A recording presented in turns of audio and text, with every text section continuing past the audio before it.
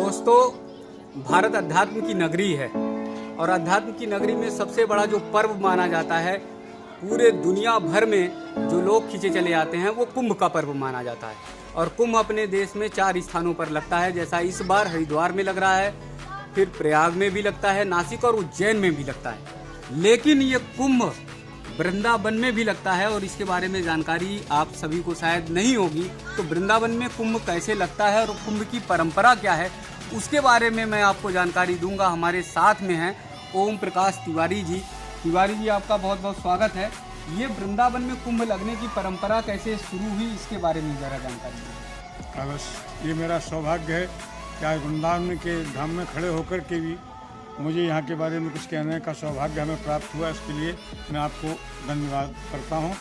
रही बात कुंभ के मेले की, हमारे भारतवर्ष में 4 कुंभ मुख्य हैं, जिसमें प्रयागराज, तीर्थराज प्रयाग, माघ मेला बोलते हैं उसे, दूसरे आपका हरिद्वार, तीसरा हुआ उज्जैन, चौथा नासिक। इन 4 कुंभों के बारे में सारा संसार जानता है, पर वृंदावन के कुंभ के बारे में कुछ लोग जानते हैं। क्यों?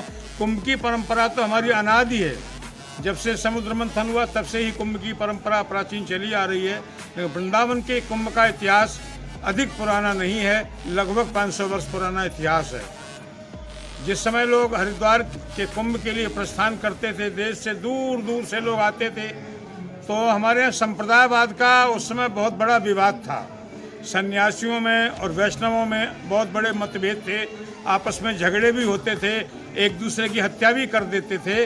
तो वहाँ वैष्णवों ने निर्णय लिया, बोले हरिद्वार पहुँचने से पहले, क्योंकि हरिद्वार में सन्यासियों का वर्चस्व रहता है, तो वहाँ पहुँचने से पहले क्या किया जाए, बोले एक काम करो, एक एक दो दो के साथ मत चलो, समूह में चलो।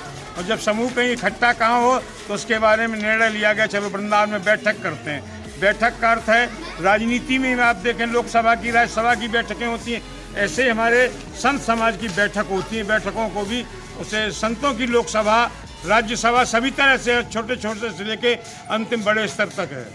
तो इस व्यवस्था के अनुसार वृंदावन को केंद्र बनाया कि यहाँ सब लोग इकट्ठे होकर के एक बैठक करेंगे।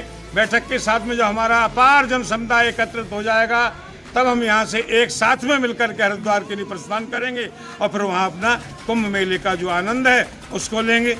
तो देश देश से नहीं, विदेशों से भी बहुत पुरानी परंपरा से यात्री आए हैं, चाइना से और भी कहीं कहीं बहुत बड़े बड़े यात्री आए, उनके जो लेख हमारे यहाँ को सुरक्षित हैं, उनसे कुंभ का वर्णन मिलता है। कुंभ अनादि परंपरा है और कुंभ का अर्थ है, जिस समय समुद्र मंथन हुआ तो समुद्र के उस कलश के जल को लेकर के गरुड़ भगवान उसको लेकर के दौड़े हैं, तो सबसे पहले वह वृंदावन आए, कदम के पेड़ पर बैठे, यहाँ उसकी बूंदें पड़ी, इसलिए यहाँ का कुंभ। हरिद्वार, इसी तरह उज्जैन, इसी तरह नासिक और प्रयागराज, इन जगह पर जहाँ पर कुंभ की वो अमृत की बूंदें गिरी, उन स्थान पर यह कुंभ का मेला लगता है। कुंभ माने एक घड़ा, पर घड़ा इस जन समुदाय का अथाह समुद्र बन जाता है। ये कुंभों की परंपरा प्राचीन चली आ रही है। और फिर और भी एक कारण था, एकत्रित बैठक करने का मतलब क्या होता है? बैठक शब्द का अर्थ है कि वहाँ पर किसी तरह का विचार करना, सबकी सर्वसम्मति से एक निर्णय लेना, ये हमारे यहाँ साधुओं की परंपरा रही है। और उसी कारण से जब जब कुंभों में जाते हैं, जब इलाहाबाद का कुंभ होता है तो उसकी बैठक वाराणसी में होती है, उज्जैन का कुंभ होता है तो उसकी बैठक इंदौर में होती है, नासिक का कुंभ होता है तो वहीं पास में जो पंचवटी है वहाँ उसकी बैठक होती है। और यही हरिद्वार के कुंभ के साथ है कि उसकी बैठक वृंदावन है। इस वर्ष में वृंदावन का महान कुंभ जो है, बहुत योगी सरकार की तरफ से बहुत अच्छी व्यवस्थाएं चल रही हैं। ये मैं आपसे निवेदन करता हूँ कि बहुत अच्छा कार्य कर रही है सरकार।